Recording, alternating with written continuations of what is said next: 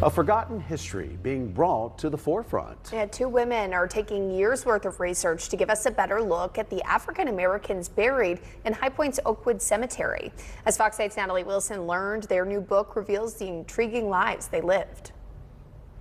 This is the Brooks family plot. Page after page reveals interesting stories of the African Americans buried in High Point's Oakwood Cemetery. These were individuals, they were humans. They had a life just like I have a life.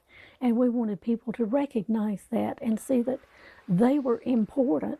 Their legacies and contributions went ignored for decades. A lot of people thought that the only black cemetery was on Leonard Street, but it wasn't. Someone told me in a meeting that there was no such thing as a colored section of Oakwood Cemetery. And I said, I beg your pardon, there is. Linda Willard and Phyllis Bridges have proven there's far more to the story. I had already started researching some of the early blacks in High Point. So when I got to this section, it was like who's who of early black High Point. They've worked diligently over the last 10 years to give this area proper recognition, including going to the city of High Point for an historical marker. It's roughly a total of like 425 people in that small section of the cemetery. And Phyllis and I began to talk, and we said, we've got to take this further.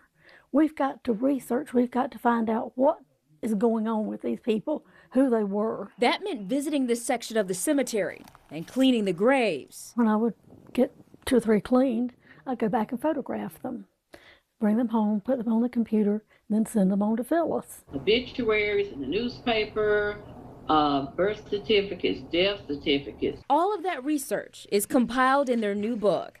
They are the co-authors of the Book of Ancestry, Forgotten Ones of Oakwood Cemetery. There's roughly 90 markers. This particular book has a lot of images in it. It has pictures of all the markers. There was this one marker in particular, a charcoal gray marker that has Annie Pitts on it.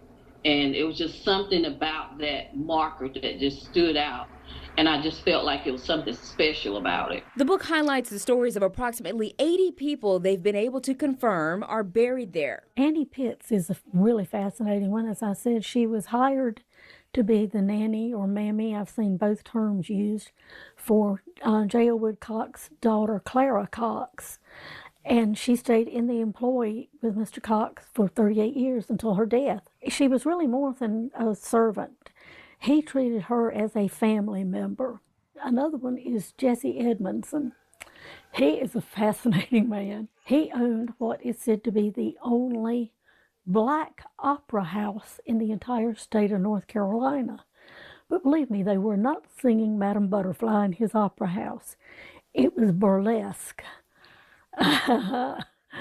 And Jesse owned I guess you'd say now, a chain of barbershops. Minnie Edmondson is another fascinating story that I came across. And I managed to connect with some of her family that's way up in New Jersey. Wow. Minnie died around 1931, 1932. And at that time, she was considered the wealthiest black woman in High Point. For them, it's been rewarding to see how this information has helped answer questions. Linda and I made contact with several families over the years, and being able to give them a piece of their history that they didn't know exists, that's it for me. The goal now is to share their findings and to provide as much public education as possible. These people deserve to be recognized. They shouldn't be forgotten anymore.